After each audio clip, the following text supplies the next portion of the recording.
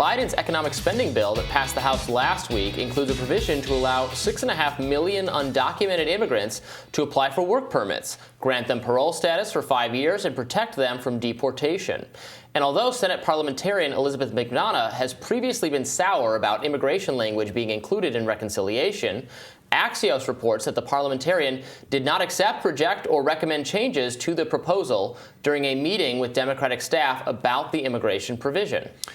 On Monday, AOC and more than 90 House Democrats called on Senate Majority Leader Chuck Schumer, Judiciary Committee Chair Dick Durbin, and Senate President pro tempore Patrick Leahy to not let a, quote, unelected advisor determine which promises we fulfill and which we do not, especially when the vast majority of Americans in both parties want us to provide a pathway to citizenship.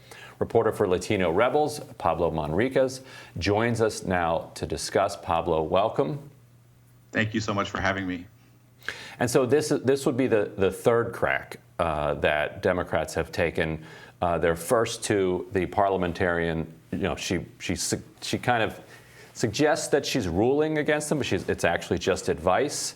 The Senate was elected to do the people's business. The Senate can do basically whatever it wants through reconciliation as long as it has 50 votes. Previously, the parliamentarian had signaled that the minimum wage could be fine to get through under reconciliation. She then advised against it.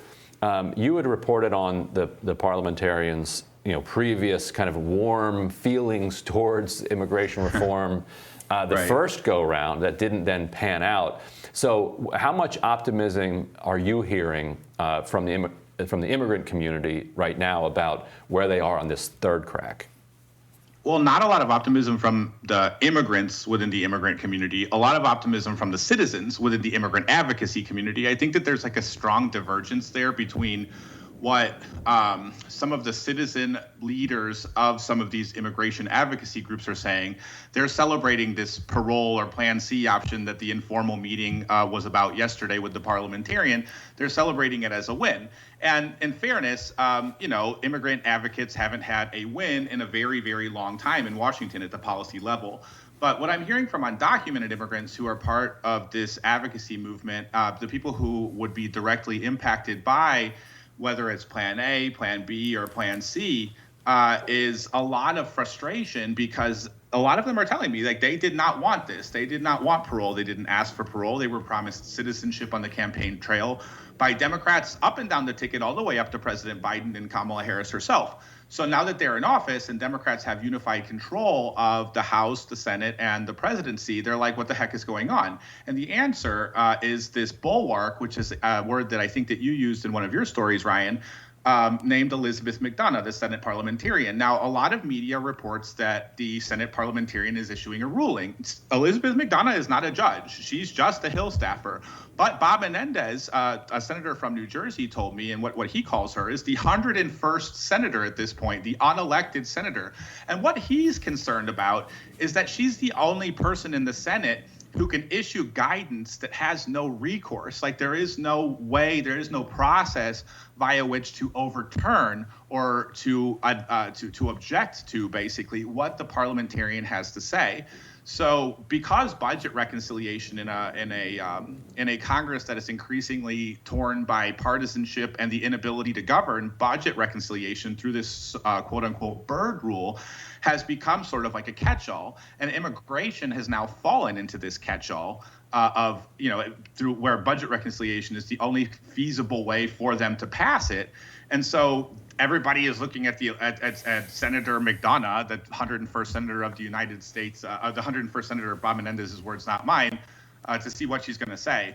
Yesterday, this informal meeting has been reported that there was a lot of confidence or even optimism coming from the Democratic aides who met with her yesterday.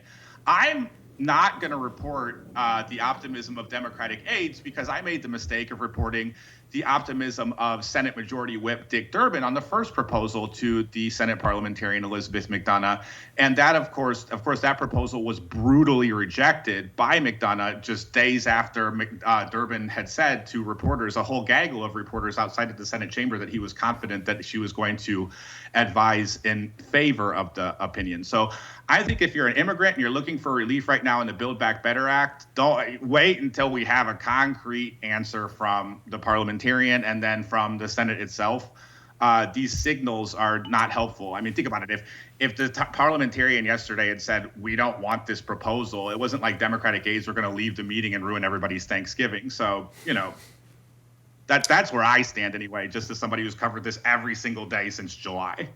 Do you think are there some Democrats who don't, want to do this because they fear the political blowback because of how, I don't know, toxic immigration can be or how the right goes with it, and they're almost happy to have this, oh, well, we tried, but she says no?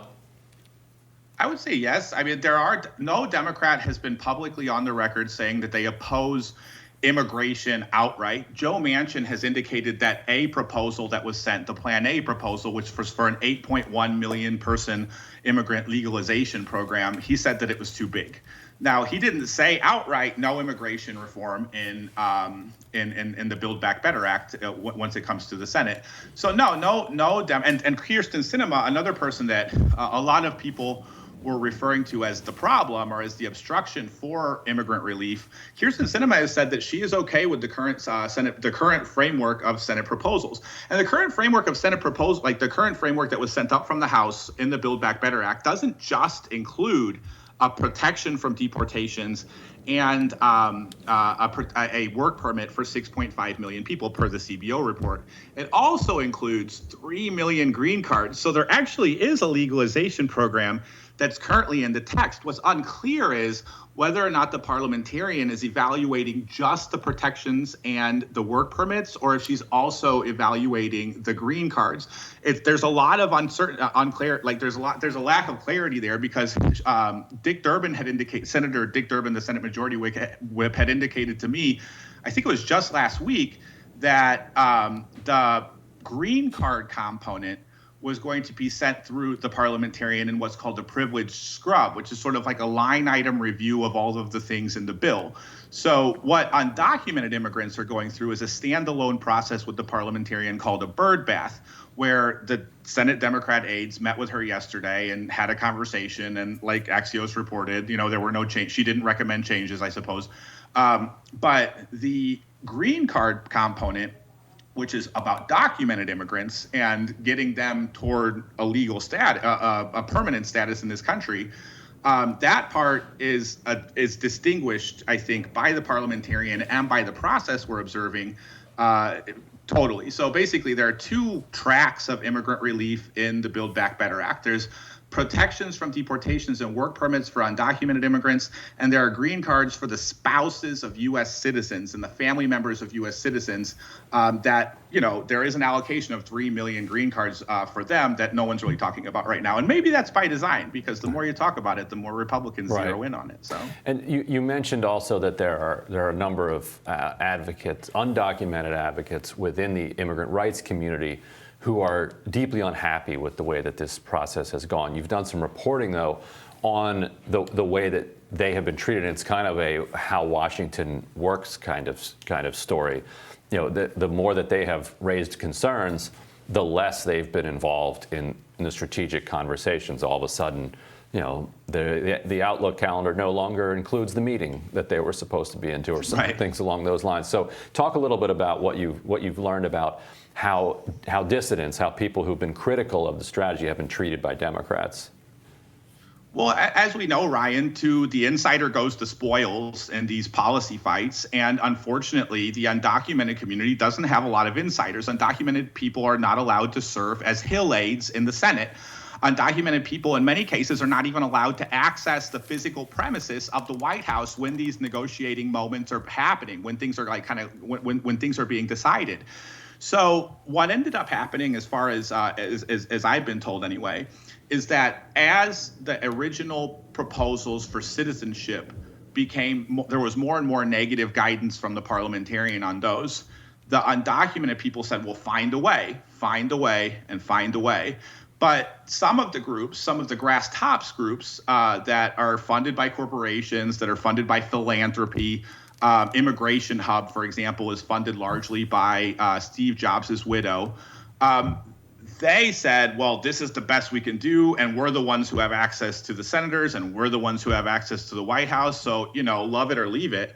And the undocumented people said, no, it's not good enough. So I think the key distinction between the two the groups and the conversations going on is that groups that are membership based, like day laborer groups, or groups that are for specific groups of immigrants, say Haitians or Koreans or other groups, they're membership based, and that means that immigrants, in many cases undocumented immigrants, pay a fee to be part of these groups and to advocate with them, right?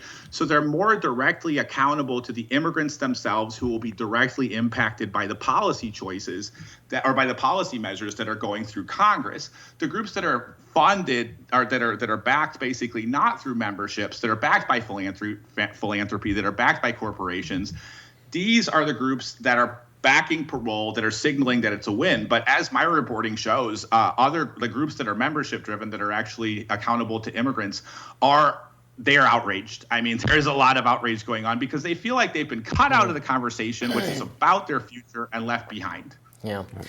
Pablo, thanks so much for being with us. Thank you so much. Yep, it's great to be here. Thanks, guys, for having me. Happy Thanksgiving. And tomorrow on Rising, we will in fact have a special Thanksgiving show planned for everyone with author Melanie Kirkpatrick on the importance of the holiday to America's history.